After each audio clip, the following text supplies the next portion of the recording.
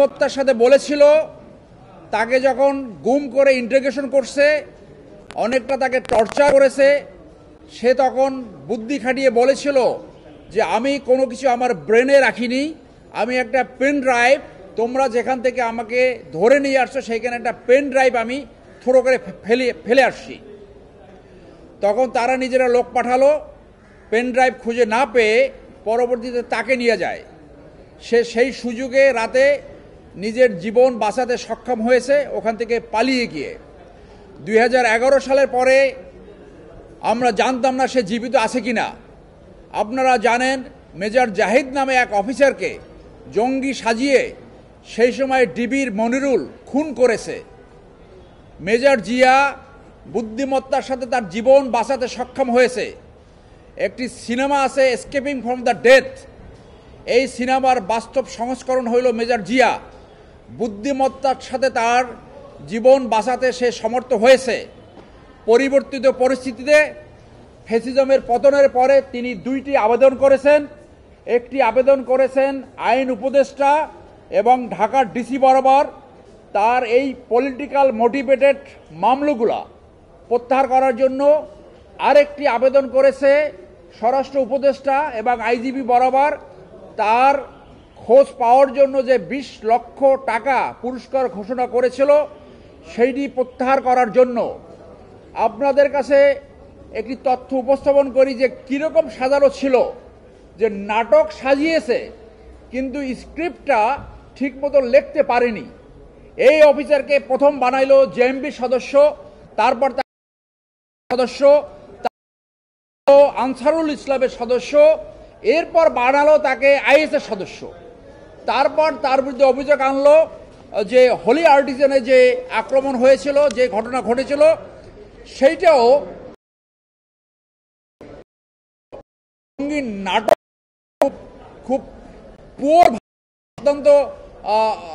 অত্যন্ত অগভীরভাবে সেটা করেছে, যার জন্য এই মামলাগুলো যে মিথ্যা সেইটা তাদের এই ঘটনাই প্রমাণ পায়। তাদেরকে 2 মাস কাকুকে 6 মাস আগে গ্রেপ্তার করা হয়েছিল, এইটা এখন পত্রিকায় আরো পরিষ্কারভাবে আসছে। এই মামলাগুলো তার পরিবারের সাথে মিলিত হওয়ার সুযোগ করে দিতে পলিটিক্যাল মামলা প্রত্যাহারের জন্য কমিটি হয়েছে।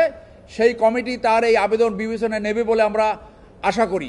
সরকার প্রত্যাহার করতে পারে, যেহেতু পলিটিক্যাল মামলা, সেই মামলা আপনার স্বরাষ্ট্র মন্ত্রণালয়ের এখতিয়ার রয়েছে এটা প্রত্যাহার করার। সেটা তিনি সিদ্ধান্ত নেবে। এই মন্ত্রণালয় তার আবেদনের প্রেক্ষিতে কি সিদ্ধান্ত নেয় সেইটা আমরা দেখব, তারপরে তিনি সিদ্ধান্ত নেবেন তিনি কি করবেন।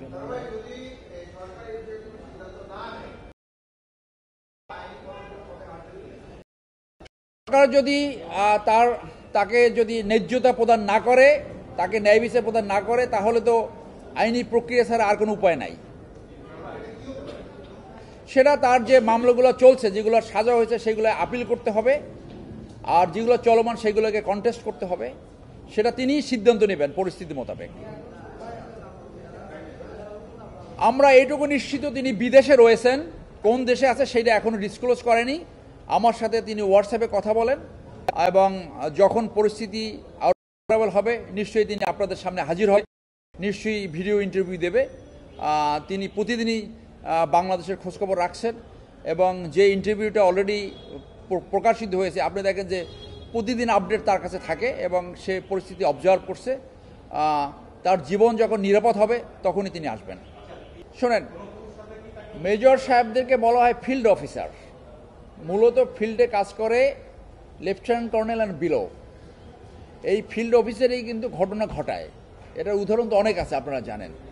সো ও যেহেতু অত্যন্ত ব্রিলিয়ান্ট এবং ধর্মপ্রাণ, দেশপ্রেমিক, যার জন্য সে মনে করছে এই অফিসাররা এমন কিছু ঘটাতে পারে যে সরকারের পতন ঘটাতে পারে।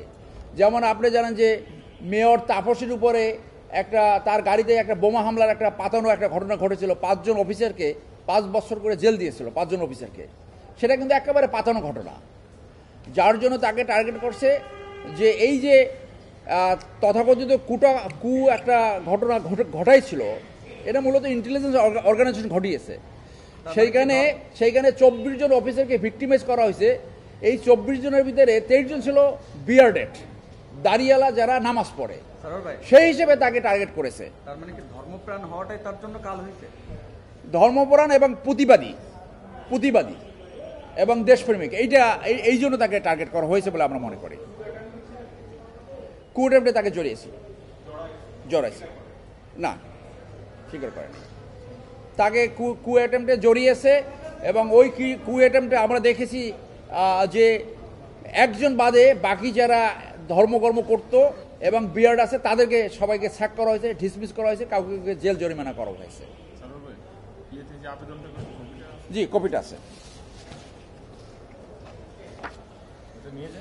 হ্যাঁ, এটা আপনাদের জন্য এনেছি। 7টা। এটা মামলা। ধন্যবাদ সবাইকে, ধন্যবাদ। আচ্ছা, ওখান থেকে কবে